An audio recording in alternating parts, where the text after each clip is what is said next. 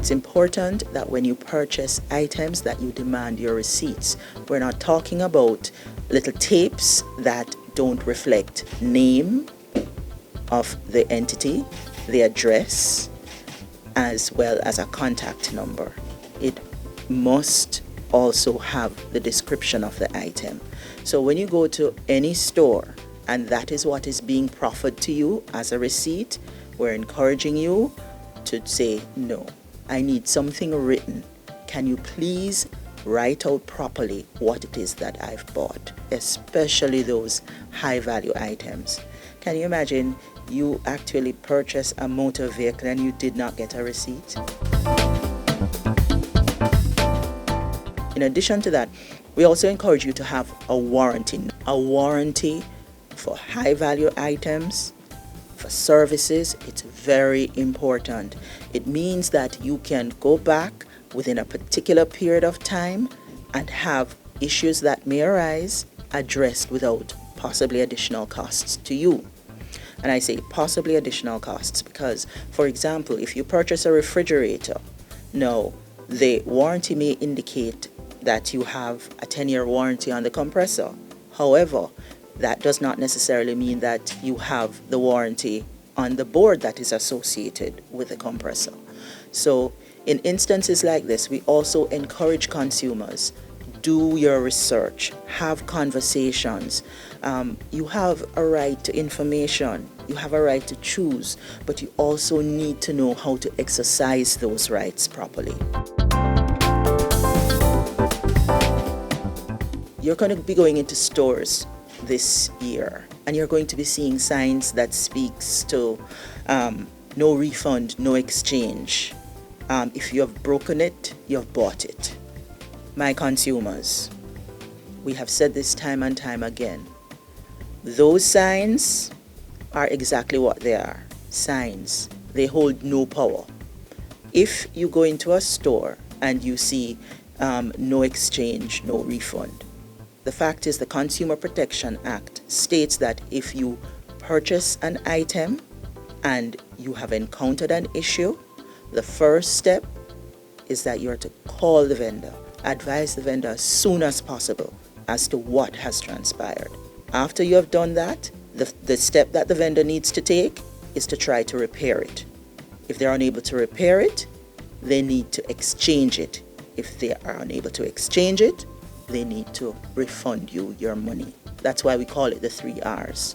So no matter where you see those signs, you as a consumer should know that these are your rights. The sign that speaks about if you've broken it, you've bought it. You do have some stores with narrow aisles. And if you take your child in that store and you are not supervising your child and you allow your child to just run amok, you're at fault. However, if an accident happens, we can understand accidents. So, as I said, you have rights and you also have responsibilities. I will also speak to the issue of buyer's remorse. If you do go into a store, you purchase an item, and if you are still in the store and you have changed your mind, there shouldn't be an issue with handing back that item and getting back your money. You have not left the store. However, if you purchase the item, step out through those doors, and then you decide, hold on, I don't want this anymore. Guess what? That's on you. You made the decision to purchase an item.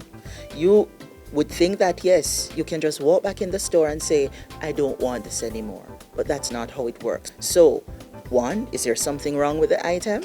The fact is, no. You're simply taking it back because you no longer want it. That is called buyer's remorse. So be very careful of that one as well.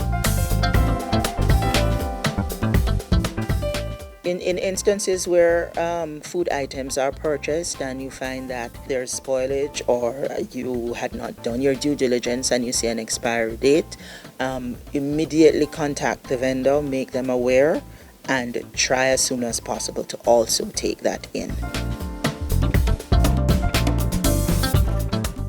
If you're going to shop online, ensure that you use a familiar website you're used to or that has been established There are new ones that are popping up all over the places and all that, and people are not familiar with it. There are no history on it. There are no contact information for you to call them, or there's no registration of that website. So you have to be very careful of it.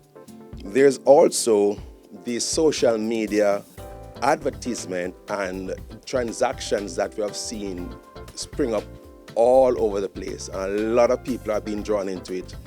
And we're excited about the product. Oh, I've seen an iPhone that's going for $50,000, boy, and it's an iPhone 11, 12. Be very careful. iPhone don't sell for them kind of money there. We have a situation where companies are offering a product online, and even with the best of intention, when the consumer has gone through the checks and balance and have made payment, only to be told when they receive the product it is missing something, and or when they receive the product that which they ordered is not what they are receiving.